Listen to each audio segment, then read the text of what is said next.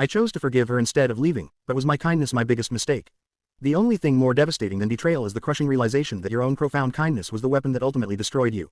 I'm Daniel, 33, and I was given a clear choice: walk away with my dignity intact, but I chose the impossible path of forgiveness, convinced that true love demanded a strength greater than anger. I stayed when every rational part of me screamed to leave, and that choice became my most profound and life-altering mistake.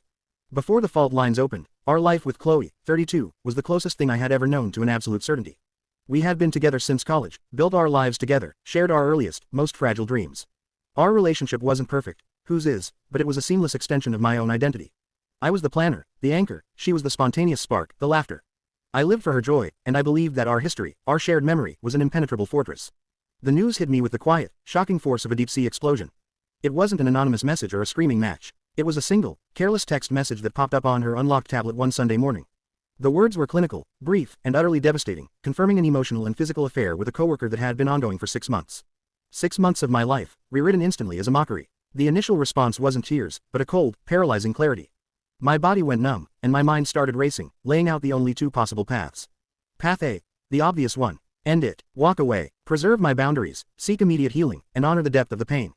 Path B, the impossible, heroic one: stay, fight for the love I believed in, forgive the unforgivable. Chloe's reaction, when she returned and saw me holding the tablet, was immediate, desperate remorse.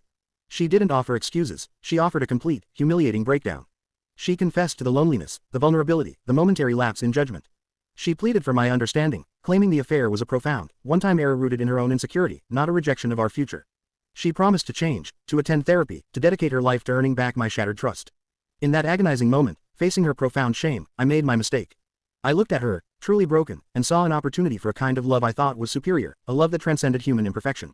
I thought, anyone can walk away, but it takes a titan of emotional strength to forgive and rebuild. I believed that by granting her clemency, I would solidify our bond in a way that mere easy fidelity never could. I would be the bigger person, the redeemer. My kindness, my choice to forgive, was fueled by a kind of noble arrogance. I genuinely believed that my capacity for mercy was greater than her capacity for deceit. I believed that my love was powerful enough to heal her brokenness and, in the process, make me the true hero of our life story. I made the decision. I would stay. I told my closest friends, Mark, 34, and Sarah, 32, who had been my anchors through the initial shock. Their reaction was unanimous, and utterly devoid of support for my choice. Mark was furious, calling it a fatal wound. Sarah was heartbroken, seeing it as a profound act of self-abandonment. They both looked at me with pity and disbelief, struggling to understand why I was willingly choosing to crawl back into a burning building. "You're not being strong, Daniel," Sarah whispered to me over coffee.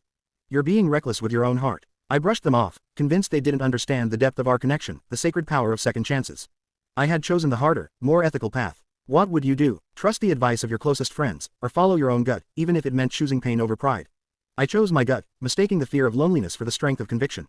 The first year of reconstruction was defined by a brutal, invisible contract.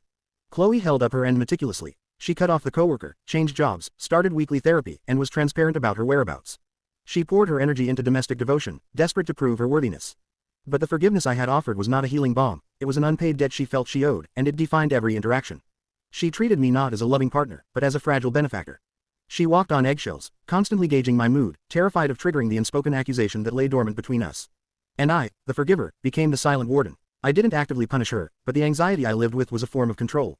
Every late text, every delayed return home, sparked a cold dread in my stomach that manifested as quiet withdrawal.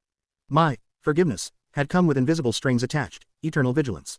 I was constantly searching for evidence of her loyalty, never trusting the peace we were supposed to be building. The intimacy died first. How do you touch someone who has so profoundly violated your trust without feeling the ghost of the betrayal? The love didn't return, it morphed into a cold, brittle coexistence. We were trapped in a loop. She was desperately performing atonement, and I was desperately performing trust. I thought my kindness would be repaid with a profound, grateful loyalty. Instead, it set a terrifying precedent. It showed Chloe that I was willing to sacrifice my deepest boundaries for the sake of the relationship's survival. It taught her, subconsciously, that the ultimate price for her actions was my emotional suffering, not the loss of the relationship itself. As the years passed, the performance became exhausting. Chloe, believing she had paid her penance through years of meticulous behavior, began to chafe under the burden of constant self-regulation. And as she relaxed, my anxiety soared. The pain of the initial wound was replaced by the constant fear of the next one. Then came the second slip. It was a different kind of boundary violation, smaller in scale but emotionally devastating. A financial lie this time, a hidden debt, a reckless investment she made without telling me, clearly violating the joint future we were supposed to be building. When I discovered it, the shock wasn't just about the money, it was the realization that the habit of secrecy had never died. I confronted her, my voice shaking not with anger, but with profound, weary disappointment. I reminded her of the cost of the first mistake, the price I had paid in emotional currency to save our life. Her reaction was the chilling, final proof that my kindness was a mistake. She didn't crash this time. She reacted with defensive entitlement. "Why are you always holding the past over my head, Daniel?" she said, her voice rising in frustration, not sorrow. "We moved on. I've been great for years. Why can't you just trust me?" In that moment, I realized what my forgiveness had truly purchased. Not redemption, but license. She wasn't grateful for the second chance. She felt entitled to the next one. My boundary-less kindness had taught her that I would absorb her mistakes indefinitely. The initial betrayal had been a choice born of weakness. My continuous forgiveness had become the enabling choice that ensured the pattern would continue. The truth hit me with sickening clarity. The forgiveness I had so proudly offered wasn't a selfless act of love, it was a profound act of emotional masochism. I had sacrificed my self-respect and my peace of mind to maintain a relationship structure that she wasn't fundamentally willing to respect. I looked at the woman who had demanded my absolute loyalty, and who now felt she had the right to complain about the consequences of her own choices.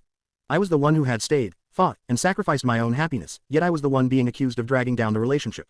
I spent weeks living in that apartment, the silence heavier than any argument, utterly alone in my misery. I realized that my staying had ruined both of us. It had given her a false sense of security in her own patterns, and it had annihilated my ability to trust anyone, including myself. I had traded a single, sharp break for years of corrosive, slow decay. I finally found the strength to leave, not out of anger, but out of a desperate need for self-preservation. My decision to leave was not a punishment for her, it was an act of profound kindness to myself. I moved into a small, quiet place, and the true, devastating cost of my choice became clear. I wasn't just recovering from a breakup, I was recovering from years of self-erasure. My friends, Mark and Sarah, were supportive, but the initial closeness was gone. I had pushed them away by stubbornly defending the choice they had warned me against. The shame of being right, of watching my heroic sacrifice unravel into self-pity, was almost worse than the betrayal itself. My ability to start anew was crippled. How do you trust a new partner when the forgiveness you gave to the person who supposedly loved you most was met with entitlement? The scar of the infidelity was deep, but the scar of my mistaken kindness was deeper. It eroded my fundamental belief that being good, being merciful, and being committed would be enough. I learned that boundaries are not selfish, they are the necessary defenses against self-destruction. I look back at the 28-year-old man who chose path B, the heroic path of forgiveness, and I feel a profound pity. He was so desperate to be the hero that he volunteered to be the victim. He believed that his love could mend what his partner's character could not sustain. Now, years later, I'm building a new life, brick by painful brick. I'm learning to trust my own judgment again, to listen to the screams of my gut, and to understand that the greatest act of love is sometimes knowing when to walk away. I am finally, slowly, defining strength not as the ability to endure, but as the courage to protect myself. If your kindness is consistently being mistaken for weakness, are you obligated to walk away to preserve your own sanity, even if it means admitting your long-term sacrifice was a mistake? That's the impossible question I lived with every single day. I'm free now, but the emotional debt from that choice, that mistaken act of mercy, will take years to fully repay. What do you think? Was my decision to forgive and stay a noble failure, or was it the ultimate act of self-abandonment that only enabled the toxic cycle to continue? Let me know your opinion in the comments below. If this emotional story of misplaced kindness and learning to set boundaries resonated with you, please like, share, and subscribe to follow the next chapter of my healing journey.